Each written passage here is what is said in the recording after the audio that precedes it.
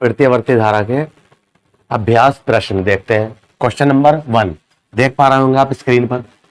Solution क्या कहा उसने, 100 ओम का प्रतिरोधक 220 वोल्ट 50 हर्ट्ज आपूर्ति से संयोजित है। क्लियर है, लिखा हुआ दिख रहा होगा आपको। 100 ओम का प्रतिरोधक 220 वोल्ट और 50 हर्ट्ज आपूर्ति से संयोजित है।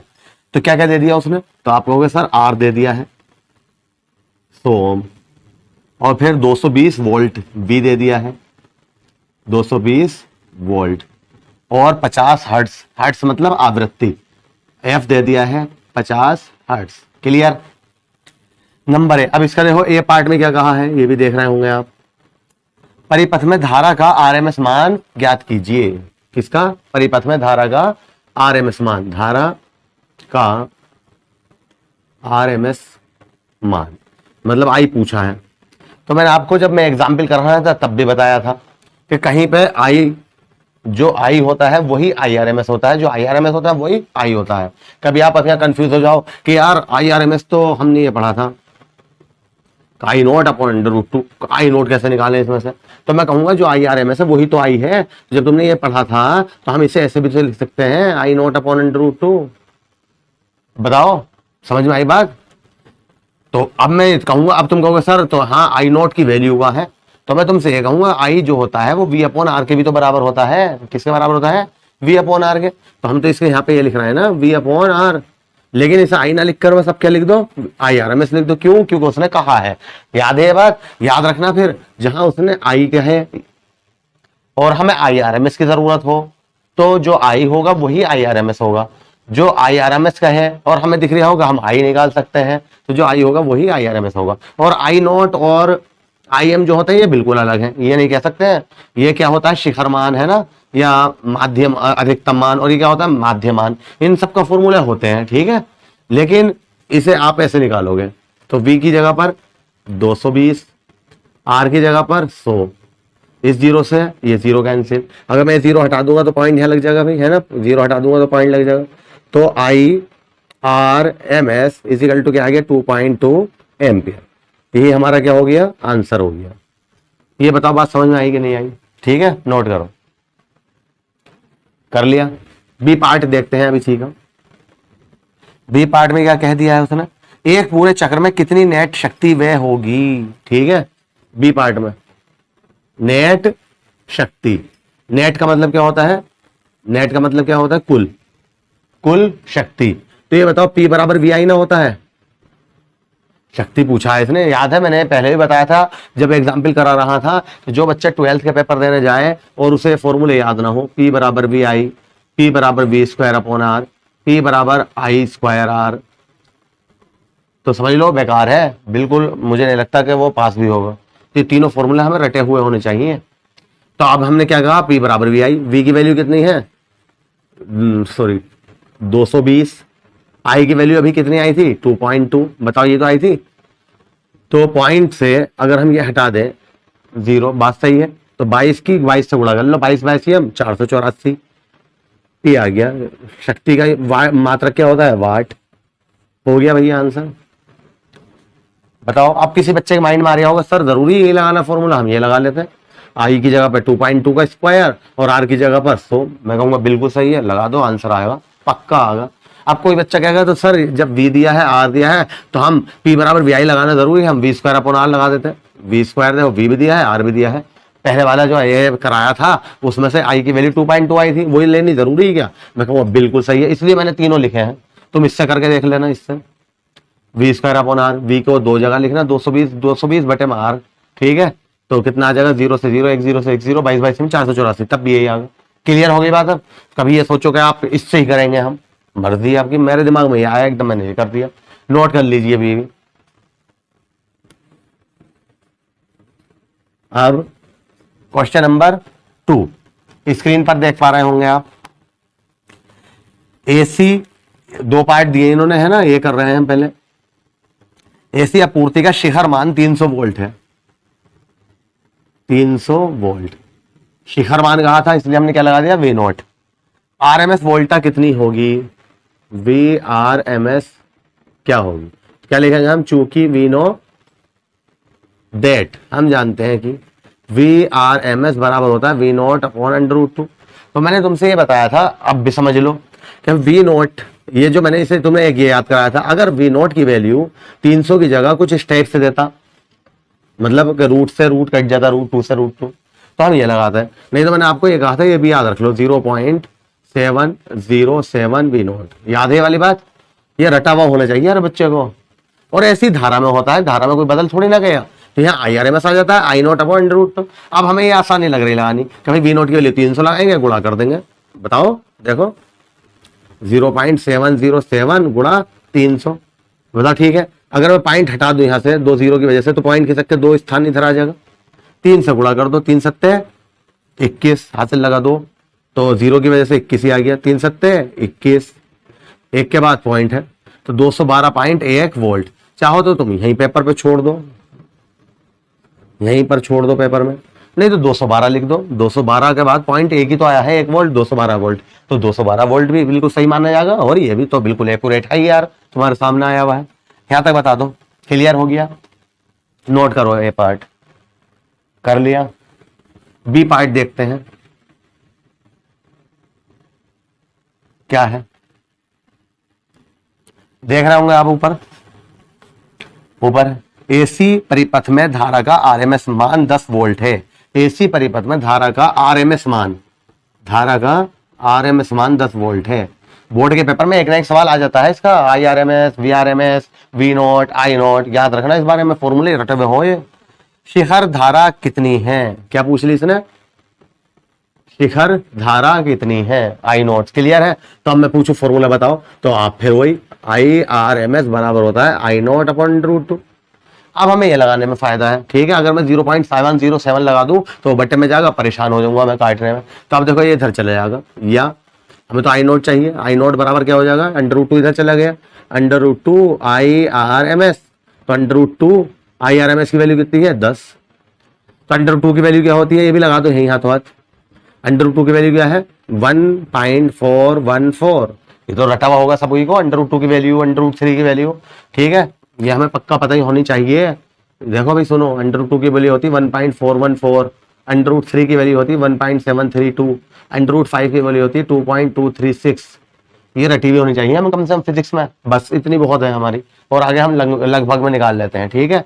ये हर किसी बच्चों को याद हो, जब मैं 10 से इसकी गुणा करूंगा तो पॉइंट खिसक के यहाँ ना आ जाएगा भाई एक स्थान, तो हमारा आंसर क्या आ गया 14.14 एम्पियर, 14.14 एम्पियर, यही हमारा आंसर हो गया। दूसरा भी सवाल क्लियर हो गया, क्रिस्टल क्लियर है ना, नोट कीजिए आप।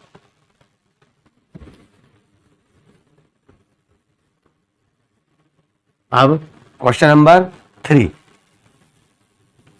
क्या है भाई, सुनो, देख रहे होंगे आप स्क्रीन पर, एक 44 मिली हेनरी का प्रेरित्र 220 वोल्ट 50 हर्ट्ज आपूर्ति से जोड़ा गया है, परिपथ में धारा के आरएमएस मान को ज्ञात कीजिए। तो कितना दिया 44 मिली हेनरी, इसका मतलब किसकी बात कर दी इन्होंने, एल की, और मिली को हटाएंगे तो क्या आ जाएगा 10 की घात माइनस का 3 हेनरी, इससे जोड़ा गया है 220 वोल्ट, वी बराबर 220 वोल्ट 50 हर्ट्ज, तो एफ बराबर 50 हर्ट्ज स्रोत से जोड़ा गया है। परिपथ में धारा के आरएमएस मान की गणना कीजिए, क्या पूछ ली इसने, आई आरएमएस।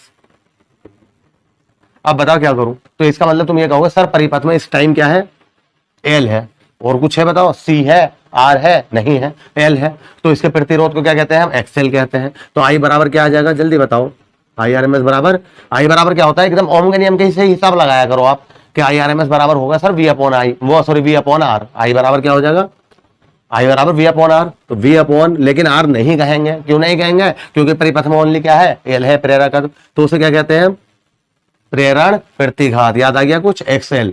बहुत एग्जाम्पल कराए, सारे एग्जाम्पल देखना आप, पूरी चैप्टर की वीडियो देखना, तब जाके करना आना यहाँ पे, वी अपॉन एक्सएल। अब आप कहोगे सर एक्सएल कहाँ दिया है, तो मैं तुमसे कहूंगा एक्सएल बराबर, मैंने ये भी तो पढ़ाया था तुम्हें, ओमेगा एल होता है।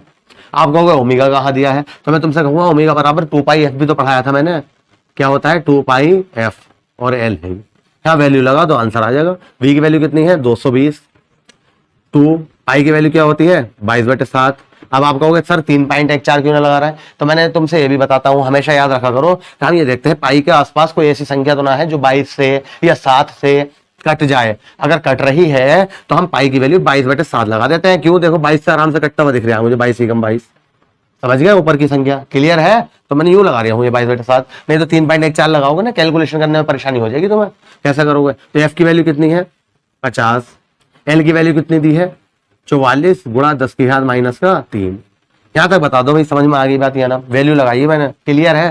देखो इस 0 से अगर मैं ये काट दूं तो कोई परेशानी नहीं है, 22 से 22 काट दूं तो कोई परेशानी नहीं है, 7 बटे के बटे में ऊपर पहुंचेगा, 7 बटे के बटे में ऊपर पहुंचेगा, तो 7 जब ऊपर पहुंचा तो अब तुम कहोगे सर नीचे इतनी बड़ी बड़ी संख्या है, तो मैं कहूंगा 10⁻⁻7 3 भी ऊपर ले लो, तो 7 गुणा 10⁻³ अपोन में आओ, बताओ। देखो 7 ऊपर पहुंच गया, 10⁻³ ऊपर जाके कैसे होगी प्लस की 3, नीचे क्या बचा, देखो 5 दूनी 10, क्लियर है। और गुणा में क्या है 44, यहां तक बताइए क्लियर।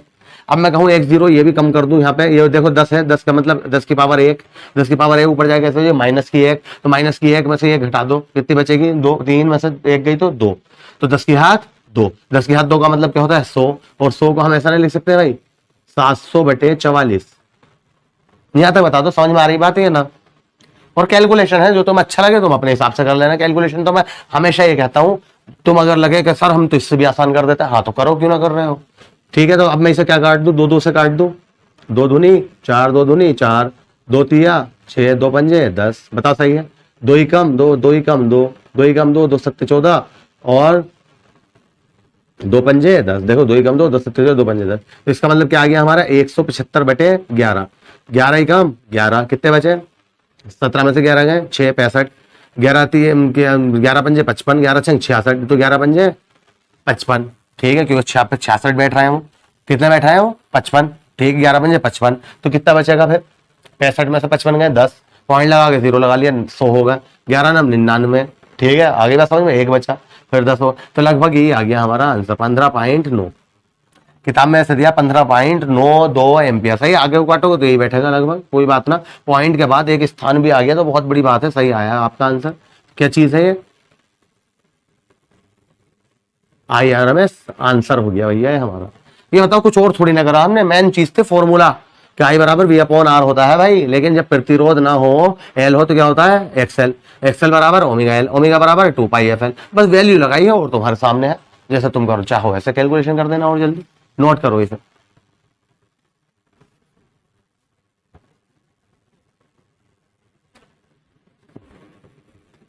कर लिया,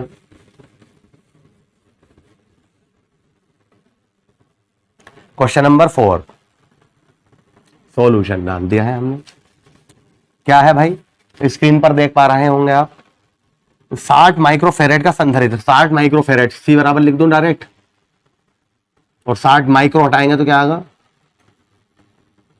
क्लियर, -6 फेरेड, 110 वोल्ट, तो V बराबर क्या हो गया यहां पर 110 वोल्ट, 60 हर्ट्ज आपूर्ति से जुड़ा है, 60 हर्ट्ज मतलब F बराबर कितना हो गया 60 हर्ट्ज आपूर्ति से जोड़ा गया है। परिपथ में धारा का RMS मान को ज्ञात कीजिए, बिल्कुल वही अभी जो करा सवाल, बिल्कुल सेम ना है, बताओ क्या पूछ लिया इसने IRMS, तो मैं कहूंगा I बराबर क्या होता है, IRMS कह दो बस, I ना लेके, तो आप कहोगे V/R होता है। मैं कहूंगा ये जो परिपथ है इसमें कहीं दिख रहा है और आपको क्या दिख रहा है ओनली C, तो क्या लिखूंगा यहाँ पर XC, याद आ गया कुछ। अब आप कहोगे सर XC की वैल्यू ना दी, तो मैं कहूंगा XC बराबर क्या होता है 1/ω/C, 1/ω/C बराबर कहां पहुंचा बटे के बटे में ऊपर, तो V/ω/C, आप कहोगे ओमेगा भी ना दिया, मैं कहूंगा F तो दिया है फ्रीक्वेंसी, तो ओमेगा बराबर क्या होता है, तो आप कहोगे 2πf, क्या होता है V/2πf, ओमेगा की जगह पे क्या गया 2πfc, सबकी वैल्यू लगा तो आंसर तुम्हारे सामने आ जाएगा, बस हो गया, गुणा ही तो करनी, बताओ इसमें काटना भी ना है, सबकी गुणा होनी है। V की वैल्यू 110, 2 पाई की वैल्यू देखो, अब मैं 22/7 ना लगाऊंगा, अब क्या लगाऊंगा 3.14, क्यों, मुझे 7 से कोई चीज कटती हुई ना दिख रही, ना C की वैल्यू ना इसकी ना ये कुछ आ रही बात समझ में। तो F की वैल्यू कितनी है 50 और C की वैल्यू कितनी है 60 गुणा 10⁻⁻6, यहां तक बताइए बात समझ में आ गई। अब बताओ गुणा कर सकते हो या ना, देखो ऐसे कर लेना, 1 0 ये 1 0 ये 1 0 है, पहले तो ये बताओ ये बात समझ में आ गई, 3 0 तो माइनस की कितनी बचेगी 3। तो हमारे पास आ गई है 11 गुणा 2 गुणा 3.14 गुणा 5 गुणा 6 गुणा 10⁻³ बताओ मैं तो ऐसा करूंगा, तुम और अच्छा कर सकते हो, ऐसा कर लो, बता क्लियर। अब मैं फिर ये देखूंगा, देखो 2 पंजे 10, तो 10 की वजह से एक पावर और कम हो जाएगी, तो माइनस की 2 बचेगी, बताओ बचेगी है ना। ये वाला 2 और ये वाला 5 खत्म हो गया, 5 दूनी 10, 10 का मतलब 1 0, 1 0 का मतलब ये कम हो गया, तो हमारे पास क्या बचेगा 11 बचेगा, क्या बचेगा 11, 3.14 बचेगा, गुणा में 6 बचेगा, और 10 की घात क्या बची माइनस का 2। अब बताओ कैसी लग रही है, गुणा करनी भारी लग रही है आपको, ये बताओ, ये तो सिखाना चाहता हूं मैं तुम्हें। आप क्या करोगे 11 की इससे गुणा कर लो, फिर 6 की कर दो, ऐसे तो करते हैं, या 6 की पहले कर लो फिर 11 से कर दो, तो 11 की कर रहे हैं, 11 चौक 44 हासिल 4, 11 में 11 और 4 15 हासिल 1, 11 तिया 33 और 1 11 33 और 1 सॉरी 34, कितने के बाद पॉइंट है 2 के, बताओ यहां तक सही है। अब 6 की कर रहे हो भाई, 6 चौक 24 हासिल लगा 2, 6 पंजे 30 और 2 32 हासिल लगा 3, 6 चौक 24, 24 और 3 27 हासिल लगा 2, 6 3 18, 18 और 2 20, 1 2 के बाद पॉइंट है, 10 की घात माइनस का 2। अगर चाहो तो ये 10 की घात माइनस 2 हटाओगे तो पॉइंट खिसक के कहां जाएगा यहाँ पर, तो 2 पॉइंट, ठीक है 2.07 ऐसा आ गया हमारा आंसर, ठीक है। किताब में दिया है 2.49 लगभग, तो कैलकुलेशन देख लियो और बिल्कुल सही आया हमारा। दो मेन चीज होता है, मैंने ये बताया था, पॉइंट से इधर वाली संख्या हमारी बिल्कुल क्या आनी चाहिए, एक्यूरेट आनी चाहिए। क्या चीज थी IRMS, यही हमारा क्या हो गया आंसर हो गया, नोट करो भैया।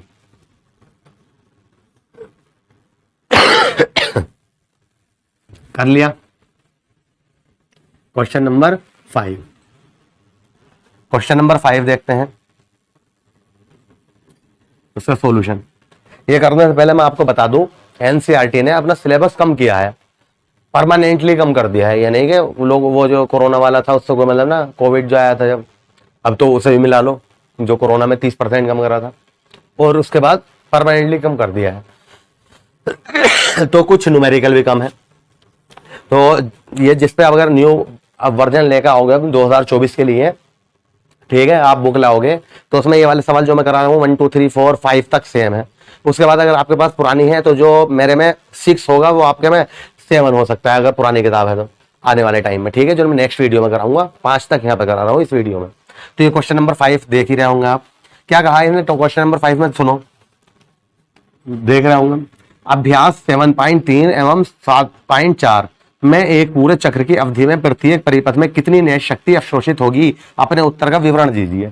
तो एक बात ध्यान से बताओ मुझे, अभी आपने क्वेश्चन नंबर 3 करा था, क्वेश्चन नंबर 3 में क्या था, क्वेश्चन नंबर 3 में, क्वेश्चन नंबर 3 क्या था, एल, इसके अलावा कुछ और था। क्वेश्चन नंबर क्या था 4 में, सी, इसके अलावा कुछ और था नहीं था। तो उसने पूछा है क्वेश्चन नंबर 3 और 4, ये तो कहा है अभ्यास 7.3 और अभ्यास 7.4, वह 7.4 में एक पूरे चक्र की अवधि में प्रत्येक परिपथ में कितनी नेट शक्ति अवशोषित होगी, अपने उत्तर का विवरण दीजिए। तो हम क्या कहेंगे, नेट शक्ति क्या होगी, 0। क्यों, मैंने आपको वाटहीन धारा की परिभाषा लिखवाई थी। वाटहीन धारा में क्या था कि यदि किसी परिपथ में केवल L अथवा केवल C, इन दोनों में से कोई भी एक हो या दोनों हो, प्रतिरोध ना हो, तो उस परिपथ में शक्ति क्षय नहीं होती, मतलब शक्ति के आगे निकल के 0 आ गई। बात समझ आ गई। या हम ये भी कह सकते हैं कि इनमें जो होता है कलांतर कितना होता है, 90 डिग्री का होता है। चाहे तुम ये ले लो, I और V के बीच में, याद रखो ये वाली बात, ये याद कराई थी हमने जब हमने प्रेरकत्व लिया था, तो L और I के बीच में 90 डिग्री का था, याद है कुछ, I ऐसे जा रही है और वोल्टेज ऐसे जा रही है, ये करा चुके हैं, थ्योरी पढ़ लेना साहब। या अगर हम ये ले रहे हैं C, तो I ऐसे जा रहा है और वोल्टेज ऐसे जा रहा है, तो इसका मतलब ये ले लो चाहे या ये ले लो, कितने का एंगल आ रहा है इनके बीच, कलांतर कितने का आ रहा है, 90 डिग्री। तो हमने शक्ति ये पढ़ी थी, चूंकि वी नो दैट, हम जानते हैं कि P बराबर होता है VRMS into IRMS into cos phi. अब मैं बोलूं फाई की वैल्यू कितनी है, तो VRMS into IRMS cos phi की वैल्यू कितनी है, 90 डिग्री का कलांतर है, फाई कलांतर ही तो होता है, और कोस 90 की वैल्यू क्या होती है, 0। तो जब 0 से हम गुणा करेंगे, चाहे I की वैल्यू कुछ भी हो, V की वैल्यू कुछ भी हो, तो हमारी P शक्ति कितनी आ जाएगी, 0। यही हमारा आंसर है। सही है भाई, बात समझ में आ गई। जब भी वो L की बात करे जब भी वो सी की बात करे तो शक्ति की वैल्यू क्या आती है, 0 आती है। शक्ति ओनली किस में आती है निकल के, शक्ति 6 किस में होता है, केवल प्रतिरोध में होता है। नोट करो आप इसे। तो अगर मेरा चैनल आपने सब्सक्राइब नहीं किया है तो प्लीज सब्सक्राइब कर दीजिए और बेल आइकन को प्रेस करना ना भूलें, और यार दोस्तों में ज्यादा से ज्यादा शेयर कीजिए। तो ये मैंने इसके 5 क्वेश्चन करा दिए हैं। आगे के जो क्वेश्चन रह गए हैं इस चैप्टर के वो नेक्स्ट वीडियो में देखिए आप। Thank you.